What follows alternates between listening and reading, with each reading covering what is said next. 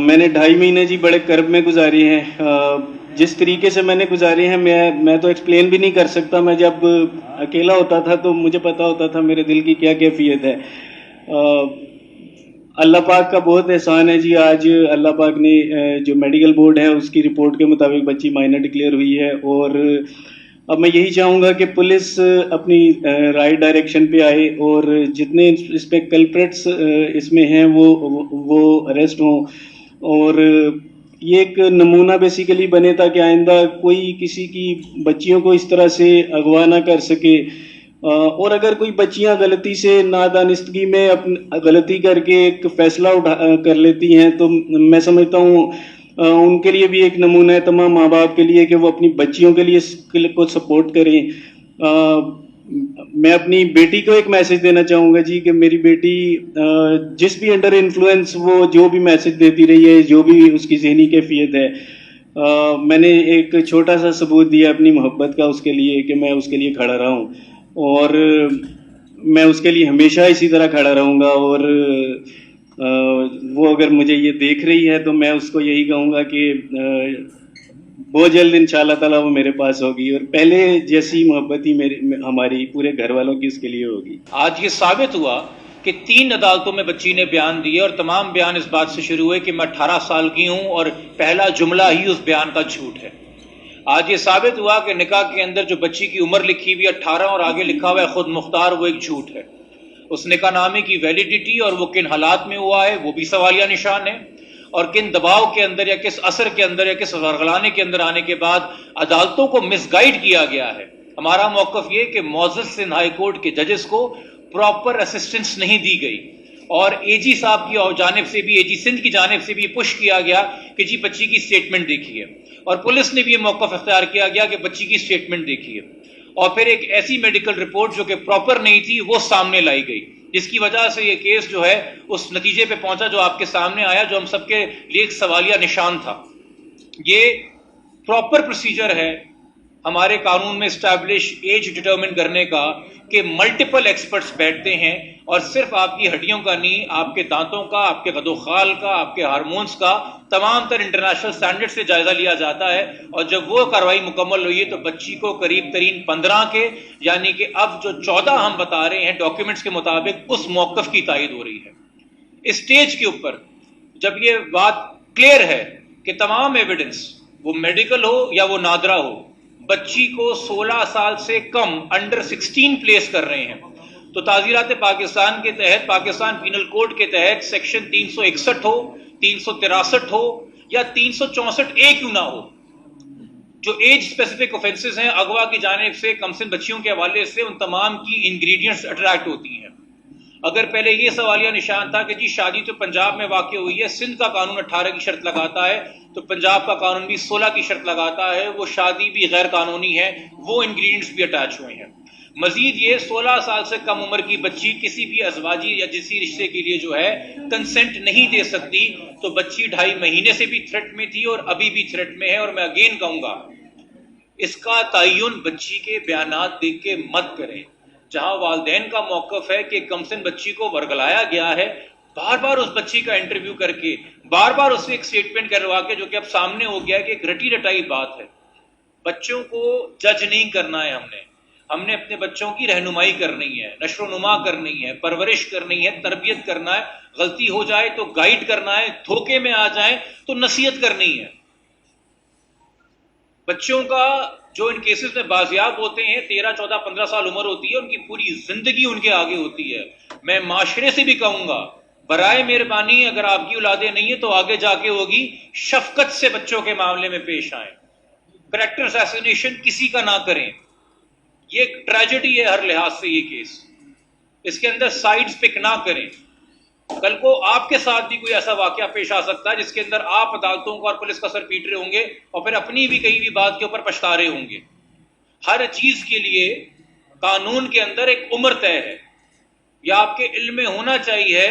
کہ جو لوگ اسلام کا نعرہ لگا کے اسلام کی غلط ریپرزنٹیشن دے کے مذہب کو بھی بدنام کرتے ہیں, ان کے پاس ہونا چاہیے کہ پاکستان اسلامی جمہوریہ پاکستان ہے, اس کا آئین قانون کا قرآن و سننے کے تابع ہے, اور آئین کے تحت بھی لکھا ہوا ہے کہ کوئی قانون پاکستان کا غیر شرعی ہے کہ نہیں. اس کا جائزہ فیڈرل شریعت کورٹ لے گی، اور فیڈرل شریعت کورٹ 2020 میں یہ فیصلہ کر چکی ہے کہ پنجاب کا جو چائلڈ میرج لا ہے جس میں 16 سال سے کم عمر غیر قانونی شادی ہے، وہ بالکل اسلام کے منافی نہیں ہے، غیر شرعی ہے، وہ چیلنج ڈسمس ہو چکا ہے۔ اس کے اوپر فیڈرل شریعت کورٹ کے فیصلے ہیں 1984 کے 5 رکنی بینچ کے، جس میں مفتی تقی عثمانی صاحب بھی موجود ہیں۔ وہ فیصلہ بھی اگر میڈیا کے دوست کہیں گے میں شیئر کروں گا کہ ان حالات میں جہاں کم عمر بچیاں مغویاں بنتی ہیں اور ان کی شادی سامنے آتی ہے، اور اتنی کم عمر کی شادی سامنے آتی ہے کہ چائلڈ میرج کا لا وائلیٹ ہوتا نظر آتا ہے، وہاں عدالتیں بہت احتیاط کریں بچیوں کا اسٹیٹمنٹ ریکارڈ کرتے ہوئے، اور اس چیز کو ذہن میں رکھیں کہ بچی کس کس دباؤ میں، کس کس ڈر میں، کس کس خوف اور انفلوئنس میں ہو سکتی ہے۔ یہ شریعت اپیلیٹ بینچ کے ججمنٹس ہیں، یہ میری کوئی ذاتی رائے یا مہدی صاحب کا وہ ذاتی موقف نہیں ہے۔ اسٹیج کے اوپر جب سے اس کیس کی ذمہ داری مجھے دی گئی، روز اول سے ہم نے ایک موقف اختیار کیا جو آج تک ہمارا موقف ہے کہ ایک انتہائی غیر ذمہ دار افسر کے پاس اس کیس کی تفتیش ہے۔ اس کیس کے جو آئی او ہیں، جو ڈی ایس پی صاحب ہیں سی آئی اے کے، وہ 3 سے زائد بار میڈیا کے سامنے موقف اختیار کر چکے ہیں کہ جی یہ کڈنیپنگ کا کیس نہیں ہے، میرے پاس کوئی ایویڈنس نہیں ہے۔ وہ ایک عجیب آئی او ہیں کہ زیر تفتیش کیس میں جس میں کوگنیزیبل اوفینس لگا ہوا ہے، اور جہاں مجرم بیل لینے کو ترجیح نہیں دیتا، اس کے ساتھ وہ تصویریں کھنچوا کے اسمائلنگ فیس کے ساتھ اپلوڈ کر رہے ہوتے ہیں۔ یہ شرم کی بات ہے، یہ ایک تکلیف دہ بات ہے۔ آپ کا ذاتی موقف کوئی بھی ہو کسی حوالے سے، آپ جب پولیس کی وردی پہنتے ہیں آپ نے ملک کا قانون نافذ کرنا ہے، اور ملک کا قانون یہ کہتا ہے کہ جب انڈر انویسٹیگیشن ایک کوگنیزیبل اوفینس ہو تو بندہ اگر بیل پہ نہیں ہے تو اس کو اریسٹ کر کے جو ہے اس کا بیان ریکارڈ کیجئے، اس کو ریمانڈ کیجئے۔ آپ نے اس کو فری ہینڈ دیا ہوا ہے،